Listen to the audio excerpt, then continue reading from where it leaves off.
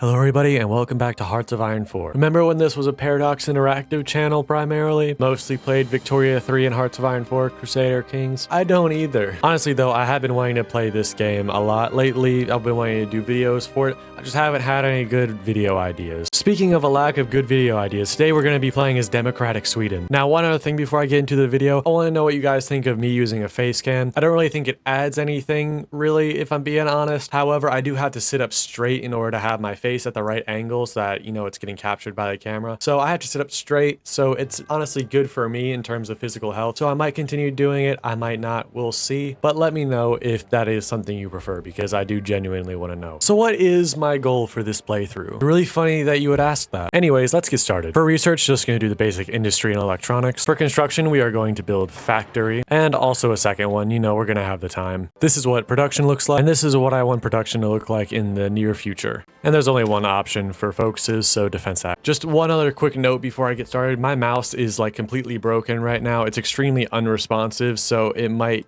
be screwing with the gameplay a little bit. I'm planning on getting a new one tomorrow, hopefully, if I can remember, but today isn't tomorrow, so I'm just gonna have to deal with it for now. Anyways, let's start the timer. There, game begin. Now I want to make a spy agency immediately because spies are really fun to play around with, and I'm playing as Democratic Sweden, so trying to derive any kind of fun out of this is going to be a little difficult. Therefore, spy agency. Now the defense act is done, we get this event. We can choose the person that will lead our country. I'm gonna go with the guy that gives research speed. I just think he's the best option. And like I said, we are gonna be doing the democratic path, so continue second industrial revolution. You know, now that I think about it, I think the other guy, the other option, the farmers party leader, I believe he is, looks way goofier than this guy, so maybe I should have gone with that one. It's not like it matters. I'll just oppress that thought deep down inside and never let it out again. My spy agency is ready. Let's do something with it, like localized training center. First round of spies are here. Honestly, this guy is really cool looking, but he doesn't have any traits. This person has a seducer trait, which is really good, but I think she looks kind of ugly if I'm being honest. So I will hire her and then fire her in order to re-roll it. Remember, this is all fun and games. I'm sure that spy was a lovely person. Continue, the second industrial revolution is done. Now we can do democratic war cabinet. This itself is actually pretty good, even if it does lock us into democracy. Gets rid of the king, draining our political power, gives us some stability, and it gives us a really wonky decision that I'll show you later. Now this spy, he's kind of useless, but he like looks kind of like a businessman, so I'm gonna go with that. Is that sexist? Yes. But to make a Paradox Interactive video, you have to suffer a little bit, and the best way to suffer in these games is to play unoptimally. Sweden has a pretty unique advisor here, the suffragette, which once you hire, you get access to a bunch of decisions that will give women more rights and stuff, but will also drain your stability. However, we are going down the democratic path, so we shouldn't have too much trouble with stability. Now, I got this spy, and I made a big deal about it, but I forgot to actually put him to work. And I also built the localized training centers so that I could get a German spy or a Soviet spy. And then I didn't use that either. Now I've got a general election. I'm gonna keep the guy that I got already. Why am I doing that? I like the research speed. Speaking of research speed, let's get a little bit more by encouraging women to venture into the scientific art. Who would have thought women can like think and stuff? So all the democratic stuff that matters for now is done. So I'm gonna go over here and do urbanization. The worst idea. It's almost as bad as this idea over here in the French focus tree, strength and government. When it comes to generals, it looks like Sweden only has one that would be any good because it's this guy who has inflexible strategist. We don't have a single brilliant or another inflexible strategist, so this guy is going to become our field marshal. We do start out with another field marshal, but he's level 1 and kind of ugly. His uniform looks really cool though, which does make up for it, I will admit. But you know, this is a game all about looking at big numbers, so I'm gonna go with the guy with the bigger number. Okay, so it is September of 1936, been almost a full year. I still have 0 command power. Now I know that your command power is going to go up very, very slowly because we have no war support,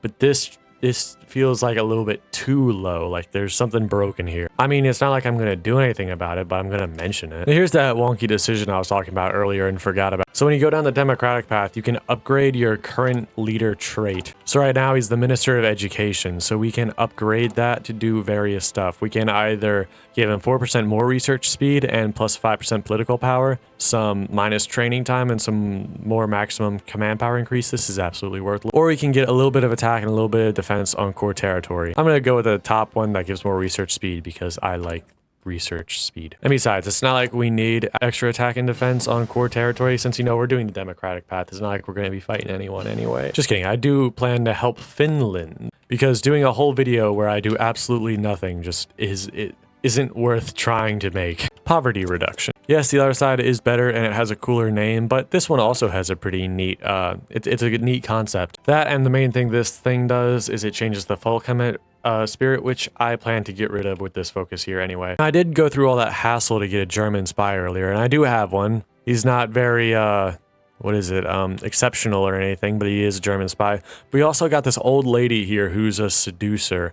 I'm having trouble picking between the two. I'm gonna go with the German because I actually had to put effort into getting that one. Now we can do a bunch of pointless missions, but they are kind of fun if you want to roleplay. So I'll do something no one has ever done before in this game, and I'll infiltrate the civilian administration. League of Nations embargo resolution, so we can embargo Italy and get a little bit of stability. I'm gonna do that, and then what I'm gonna do next is revoke the embargo, and there. Now I have the stability and I don't have to actually do the thing. Anyways, did I tell you how much I love research speed? I'm gonna get 7% more. Now free trade for even more research speed. So in 1 year, I am all the way up to 31% research speed. That's kind of worth a little bit. Now before I forget to do this, let's do Finland's cause is ours. Now when the Soviet Union declares war on Finland, we will help them out. We will help out Finland, not the Soviet Union. I don't know why I need to specify that, but I have. It's in the video. I actually just realized something. Why am I spying on Germany right now when the Soviet Union is going to be the only person that I fight? Well, mistakes were made and lessons were learned, and that's the important thing. The next choice in this focus tree, state paid vacation or privately managed vacation. So this one gives a bunch of awesome stuff for basically nothing, and this thing gives some not as good stuff, but also for actually nothing. I'm gonna go with this one because it sounds like a cool idea. Honestly, it just gives better numbers. And I'm a Hearts of Iron 4 player. When I see a big number, I just explode. Well, thank you for being employed by us, Mr. German spy. I need a Russian one now. Next, we can accept or reject the agreement that I'm not going to try to pronounce so that I don't look like even more of a moron than I already look like. Anyways, though, I'm going to reject it because this leads to economic deregulation. The worst idea. But it removes the Volkhemet spirit, which I don't like. Now, the focus that I really wanted to do, the Royal Institute of Technology, for another research slot so I can actually use all that research speed I've been gathering. So this broken mouse that I'm using right now is actually like disturbingly useless, so I'm going to be back here when I have a new one. Or I will return when I have forgotten to get a new mouse and I'm still using this piece of garbage. Hello, it is the next day and I got a new mouse. It was $42 and it was just as unresponsive as the last one. So what I did is I just plugged it into a different USB port and now it works completely flawlessly, at least so far. So there's $42 I'm never going to see again, but at least I have a backup mouse now in case this one breaks. Now I don't really remember what I was doing like at all, so let's start something. Ah yes, spies and espionage. So for some reason, Sweden has a telephone company, which is like the electronics company, but it gives a reinforce rate and coordination, which is strange, so I'm gonna get it. The Soviet army has been infiltrated. I bet Stalin has no idea. Let's do that again, but with other stuff. My stability has gone down to 56% since I got rid of the Volkhemet, so we now have public unrest. In other words, we have 114 days to fix everything. And by fix everything, I mean get up to 68% stability. So we're gonna do the sexual health focus. And yes, I'm pretty sure this is literally what this is. Give 6 whole stability. So I still have 80 days left until I gotta have everything fixed. I got up to 64% stability, now I just need 4 more. So it looks like I can either do work projects for the unemployed or Sami reconciliation. Reconciliation is cool, but this gives me stuff that I can use right now. So I will be doing that focus because I don't look at, you know, how this affected people in real life. I just look at, you know, big numbers. I got 2 Russian spies. I bet Stalin has no idea that 2 of his own men are plotting against him. Just to keep a better eye on him, I'm gonna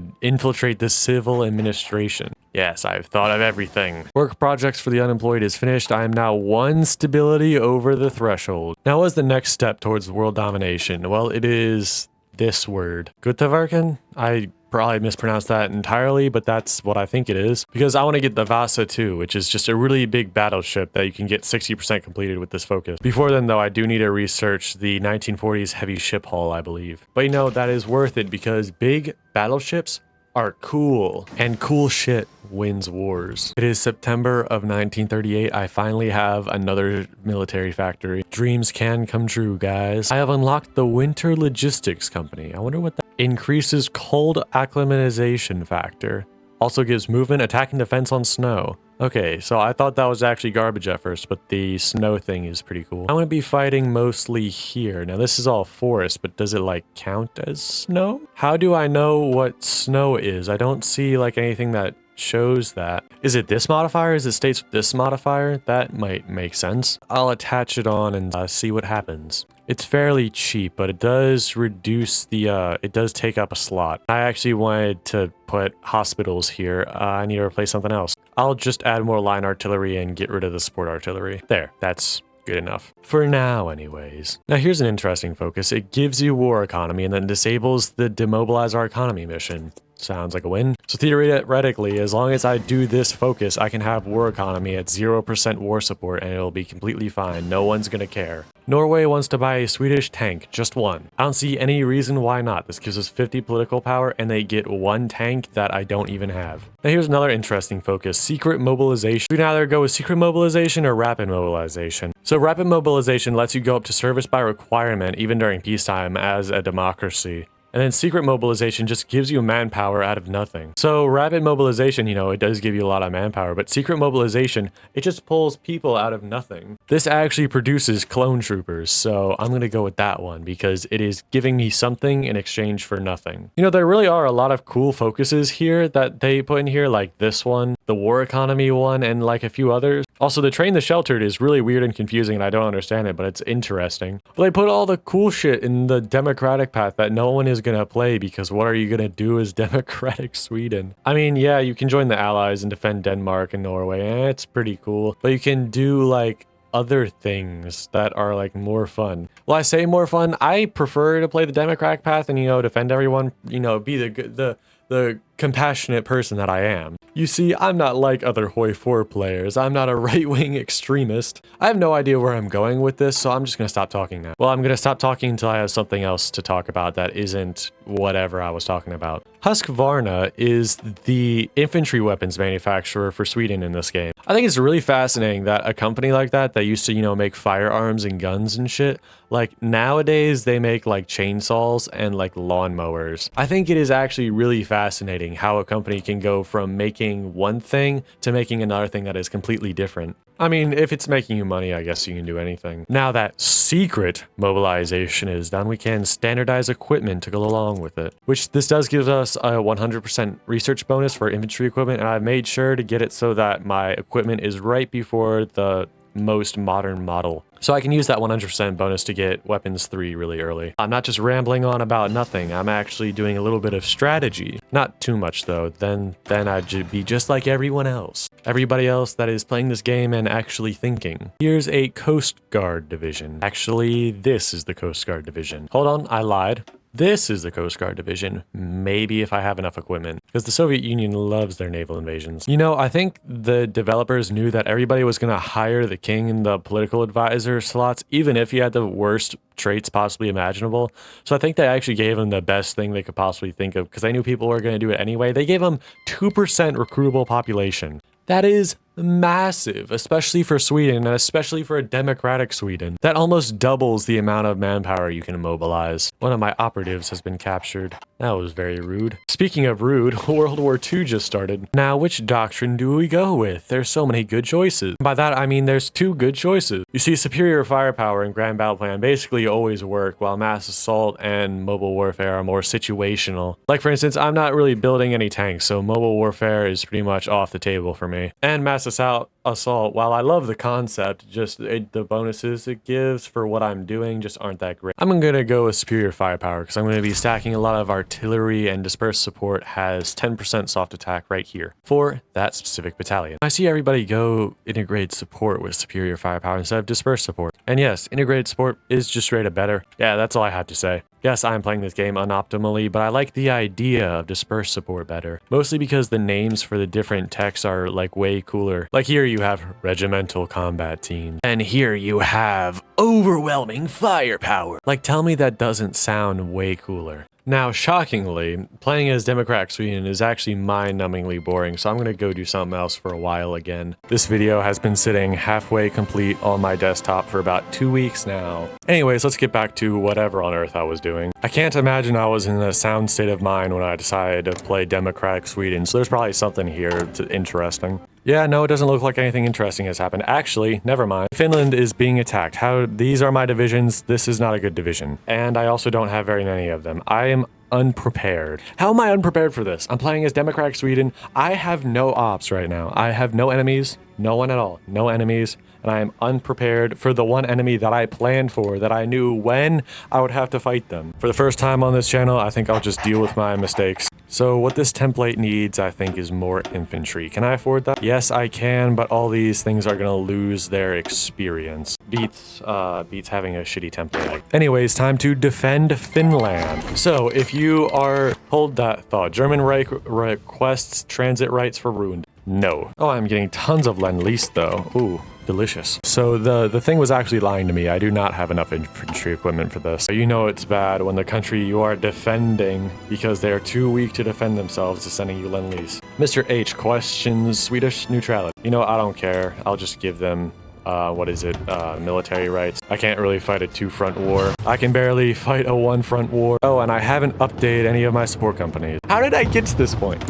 How did I had so much time to build up and do everything correctly, and I didn't do a single thing correctly, it seems. The only good thing I've noticed so far is that I almost have weapons 3. I never even built that battleship I was gonna build. I don't even have enough equipment for 20 divisions. Okay, well, there's literally giant gaps in the Soviet front line, so I'm gonna do something about that. Now, I was gonna say this earlier, but if you take Leningrad as Sweden or Finland, then I believe the war ends. So that would be the current objective. There are major supply problems though, and I am building trucks at least. All right, that's something at least. So I think the key is gonna be to surround Leningrad itself, since it's an urban tile, which makes it easier to defend. And it looks like they're stacking a lot of troops there. So I think we want to surround it from as many angles as possible. Maybe not down here, since there's a river in the way and we can defend very easily up here. But that's the strategic goal. All right, we've done half of that. Now it's time to start the relentless assault. German Reich requests access to telephone and telegraph network. So we can say yes and spy on, or we can say no. Spy on them, I guess. Oh, massive Soviet naval invasion, but it's in Finland, so it's fine. I just want to focus everything on Leningrad as much as I can right now. And if I can't take it, then I'll deal with it. You know, the more I think about that idea, the more I realize, hey, that might not be a good idea. So they're all attacking this tile repeatedly, and I can hold it, but it's not letting me attack over here very well. So what I think I'm going to do is, you can see all these divisions here are low organization. So I'm going to try and push out and take as much territory as I can right there. And then I won't have to worry about them attacking from that side. Okay, well, this obviously isn't working, and the Soviet Union, Soviet's naval invasion is breathing down my neck, so let's do something about it. Ooh, Cipher. At least I did that. Let's use it before I forget about it. It looks like there's no Soviet troops here. That's bizarre. It looks like we lost. I've come to a conclusion that there is no point in continuing this. I think I need to start getting better at this game. Anyways, I hope that was at least mildly entertaining, but after losing that war, I think I give up. I might make a part 2. We'll see about that. I might try this again later, but that will not be happening today.